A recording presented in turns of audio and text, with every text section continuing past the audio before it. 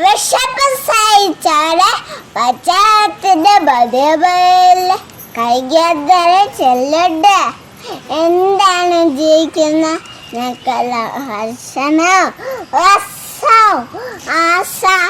ലയിക്കുന്നു. എന്നാ ഇതൊന്നും ലയിക്കാത്ത കുറെ കുഞ്ഞുങ്ങൾ നമ്മളെ ചുറ്റുപാട് ജീവിക്കുന്നു.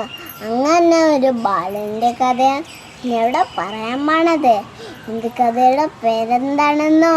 അഗതം ഉയടത്തൊരു കൊച്ചു ഗ്രാമത്തിൽ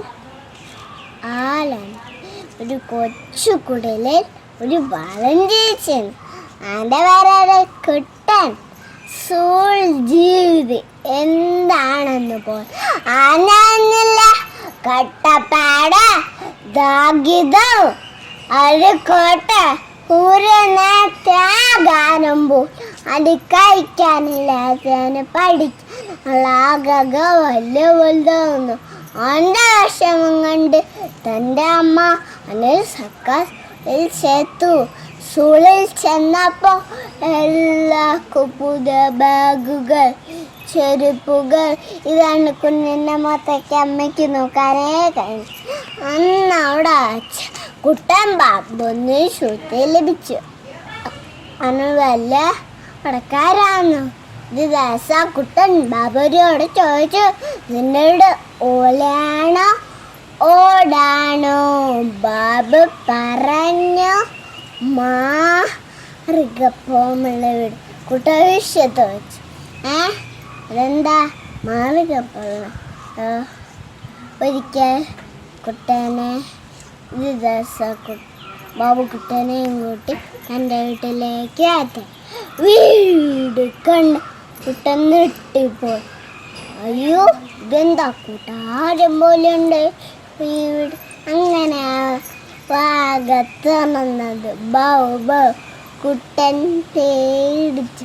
കുട്ടൻ നോക്കിയപ്പോൾ അങ്ങനത്തെ മറ്റൊരു അത് വലിയൊരു പട്ടിക്കുട്ടിയുടെ മുന്നേ എന്താണെന്നോ വലിയൊരു പാത്രം നിറയെ ഇത് കണ്ട് കുട്ടൻ്റെ വഴി വെള്ളം.